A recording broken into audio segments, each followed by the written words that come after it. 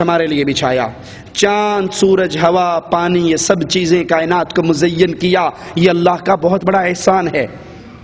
یہ آنکھیں اللہ کا احسان ہے، یہ پیارا چہرہ اللہ کا احسان ہے، یہ صحت مند زندگی اللہ کا احسان ہے، یہ جوانی اللہ کا احسان ہے، یہ رزق اللہ کا احسان ہے، والدین کی نعمت اللہ کا احسان ہے، بیوی بچے اللہ کا احسان ہے، سانس کا لینا سانس کا آنا جانا اللہ کا احسان ہے، دل کا دھڑکنا اللہ کا احسان ہے، سمندر ہوا پانی فضا یہ اللہ کا احسان ہے۔ سارے احسان اللہ نے کیے، لیکن اللہ نے کوئی احسان نہیں جتلایا۔ اور لوگوں تم پہ احسان کیا میں نے سورج بنا کر، میں نے احسان کیا تم پہ ہوا چلا کر، میں نے احسان کیا پانی برسا کر، میں نے احسان کیا انگوریے اگا کر۔ اللہ نے کوئی احسان نہیں گنوایا، لیکن جب موقع آیا وقت آیا محمد کریم کے بھیجنے کا تو مالک اعلان سنیے، لقد من اللہ علی المؤمنین اذ بعث فیہم رسولا، میں نے لوگوں تم پہ احسان کیا تم میں اپنے محمد کو بھیج کر صلی اللہ علیہ وسلم۔ میرے رب کا بہت بڑا احسان۔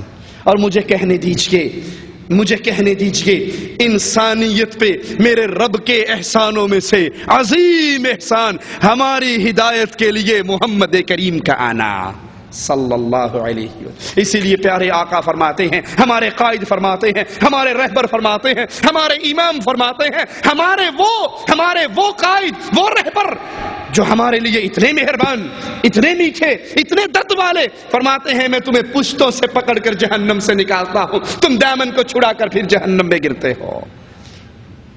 جس کا جی چاہتا تھا کوئی دنیا میں کافر نہ بچے، جس کو پتہ لگا تھا یہودی بچے کے مرنے کا تو اس کے سرہانے پر بھی جا کر بیٹھ گئے تھے اور کہا تھا اے غلام قل لا الہ الا اللہ۔ یہ محبتوں والے اللہ نے ہم پہ احسان عظیم کیا نبی کو بھیج کر، اور نبی آتا اس لیے ہے کہ دنیا والوں اپنی زندگی کو محمدی بنا لو، اپنی زندگی میں نبی کی زندگی کو لاگو کر لو۔ لیکن افسوس ہمیں پانی کے احسان کی بڑی قدر ہے، ہمیں ہوا کے احسان کی بڑی قدر ہے، ہمیں خوراک کے احسان کی بڑی قدر ہے، ہم نے بھلایا تو عرش والے کے سب سے بڑے احسان محمد کریم کے احسان کو بھلا دیا۔ اللہ کے نبی سے بے وفائی، اللہ کے نبی سے تعلق کو توڑ لینا، اللہ کے نبی کے نام سے آپ کون ہیں؟ میں دیوبندی ہوں۔ آپ کون ہیں؟ میں بریلوی ہوں۔ آپ کون ہیں؟ میں سنی ہوں۔ آپ کون ہیں؟ میں شیعہ ہوں۔ آپ کون ہیں؟ میں نقشبندی ہوں۔ آپ کون ہیں؟ میں چشتی ہوں۔ آپ کون ہیں؟ میں رضوی ہوں۔ آپ کون ہیں؟ میں نوری ہوں۔ ارے تم میں تو احسان عظیم ہوا تھا محمد کو بھیج کر، تم میں محمدی کوئی بھی نہیں ہے۔ آپ کی نماز فلاں مذہب کی، آپ کی نماز فلاں مذہب کی، آپ کا عقیدہ فلاں مذہب کا، آپ کا شیخ فلاں، آپ کا پیر فلاں، اور اللہ کہہ رہا ہے لوگوں لقد من اللہ علی المؤمنین اذ بعث فیہم رسولا، میرا احسان عظیم تمہارے اوپر کہ میں نے تم میں محمد کو بھیجا صلی اللہ علیہ وسلم۔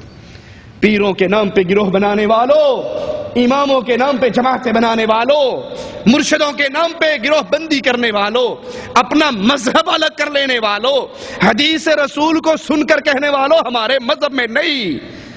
مذہب تو وہی ہے جو محمد الرسول اللہ لے کر آئے، دین تو وہی ہے جو امام الانبیاء لے کر آئے، شریعت تو وہی ہے جو محمد کریم لے کر آئے صلی اللہ علیہ وسلم۔ نبی کی شان، نبی کا مقام، نبی سے تعلق توڑنے والوں، مقام رسالت پر ملا اور شیخ کو بٹھا دینے والوں، ذرا نبی کی شان پہ غور تو کیا ہوتا۔ حدیث پڑھ کر، حدیث سن کر، حدیث دیکھ کر، صحیح بخاری میں پڑھ کر پھر یہ کہہ کر ٹھوکر مار دینے والوں حدیث تو ٹھیک ہے لیکن جس پیر کی میں نے بیعت کی ہے اس پیر صاحب نے یہ تعلیم نہیں دی، تمہیں تمہارا پیر مبارک، ہمیں بلال کا پیر مبارک صلی اللہ علیہ وسلم۔ ترا نبی کی شان تو سنو، نبی سے دامن توڑنے سے پہلے نبی کے مقام کو دل میں تو اتارو۔ وَإِذْ أَخَذَ اللَّهُ مِيثَاقَ النَّبِيِّينَ لَمَا آتَيْتُكُم مِّن كِتَابٍ وَحِكْمَةٍ ثُمَّ جَاءَكُمْ رَسُولٌ مُصَدِّقٌ لِّمَا مَعَكُمْ لَتُؤْمِنُنَّ بِهِ وَلَتَنصُرُنَّهُ قَالَ أَأَقْرَرْتُمْ وَأَخَذْتُمْ عَلَى ذَلِكُمْ إِصْرِي قَالُوا أَقْرَرْنَا قَالَ فَاشْهَدُوا وَأَنَا مَعَكُمْ مِنَ الشَّاهِدِينَ۔ اللہ نے انبیاء کو بھیجا، انبیاء کو بھیجتے ہوئے بھی عرش والا انبیاء سے عہد لے رہا ہے۔ وہ عہد کیا ہے؟ میں تمہیں کتاب اور نبوت دے کر بھیج رہا ہوں، کتاب و حکمت دے کر بھیج رہا ہوں، اس کے بعد تمہارے پاس کوئی رسول آئے جو تمہاری تعلیمات کی تصدیق کرے تو تمہیں اس پر ایمان لانا ہے، اس کی مدد کرنی ہے۔ پھر اللہ تعالیٰ نے انبیاء سے پوچھا کیا تم نے اس بات کا وعدہ کر لیا اور میری طرف سے یہ بھاری ذمہ داری اٹھاتے ہو؟ انبیاء نے کہا ہاں ہم وعدہ کرتے ہیں۔ تو اللہ نے کہا اچھا تم گواہ رہو اور میں بھی تمہارے ساتھ گواہ ہوں۔ یہ مقام محمد ہے علیہ الصلوۃ والسلام۔ ایک نبی موجود ہے، اگر اس کی موجودگی میں محمد کریم آ جائے تو اللہ اس نبی کو بھی پابند کر رہے ہیں کہ اگر محمد کریم تیری نبوت کے دور میں آ جائے، اب تیری نبوت ختم ہو جائے گی، محمد کی نبوت شروع ہو جائے گی صلی اللہ علیہ وسلم۔ سیدنا کعب فرماتے ہیں میں نے تورات میں لکھا ہوا پایا کہ محمد صلی اللہ علیہ وسلم اللہ کے رسول ہوں گے، نہ تیز مزاج ہوں گے، نہ ترشرو ہوں گے، نہ بازاروں میں شور کرنے والے، نہ برائی کا بدلہ برائی سے دینے والے، بلکہ معاف کرنے والے، درگزر کرنے والے۔ ان کی امت بہت زیادہ اللہ کی حمد و ثنا کرنے والی، ہر جگہ وہ اللہ کی حمد و ثنا کرے گی۔ وہ اونچی جگہ پہ چڑھیں گے تو اللہ اکبر کہیں گے۔ تورات کے اندر میرے نبی کی یہ شان موجود تھی۔ اے نبی کی امت، تم کیوں نبی کریم کی احادیث سے دور ہو گئے؟ تم کیوں نبی کریم کے دامن سے دامن توڑ کر لسوڑی شاہ اور پھسوڑی شاہ کے دامنوں میں پھنس گئے، نوری بوری کے دامن میں پھنس گئے؟ تمہاری شان تو سابقہ کتابوں کے اندر موجود ہے۔ یہ اوپر چڑھیں گے، اونچی جگہ پہ چڑھیں گے، اللہ اکبر کہا کریں گے، اللہ کی حمد و ثنا کریں گے۔ ان کی تہبد سنیے گا آپ کی یہ صفت تورات کے اندر، ان کی چادر، ان کا کپڑا، ان کی تہبد ان کی پنڈلیوں تک اٹھی ہوئی ہوگی۔ اپنی پینٹ، اپنی شلوار، اپنی ثوب، اپنی تہبد کو ٹخنوں سے نیچے کرنے والوں، اور پھر سمجھنے والوں خیر صلی اللہ علیہ وسلم کپڑا اوپر ہو یا نیچے ہو اس سے کیا فرق پڑتا ہے؟ سابقہ کتابوں کے اندر بھی تمہاری یہ صفت موجود ہے کہ تمہارا کپڑا تمہاری پنڈلیوں پر ہوگا۔ اپنے اعضاء کا وضو کرنے والے، اپنے اعضاء کو اچھی طرح دھونے والے، نماز اور قتال کے لیے ویسے ہی صف بندی، جیسے نماز کی صف بندی ویسے قتال کی صف بندی۔ ان کا مؤذن کھلی فضا میں اذان دے گا، آدھی رات کے وقت ان کے اذکار کی آواز شہد کی مکھیوں کی طرح آہستہ ہوگی۔ اس رسول کی جائے پیدائش مکہ ہوگی، جائے ہجرت طابہ یعنی مدینہ منورہ ہوگی، اس کی حکومت کی سرحد شام تک پہنچے گی، اور اللہ کے نبی صلی اللہ علیہ وسلم نے جو تبوک کا سفر کیا وہ ملک شام تک اس کی سرحد پہنچتی تھی۔ امام الانبیاء علیہ الصلوۃ والسلام، ہم کیوں کہتے ہیں کہ ہمارے نبی امام اعظم ہیں؟ ہم کیوں کہتے ہیں کہ ہم محمد کریم کے علاوہ کسی کو قائد اعظم نہیں مانتے؟ کوئی قائد ہو سکتا ہے، قائد اعظم نہیں ہو سکتا۔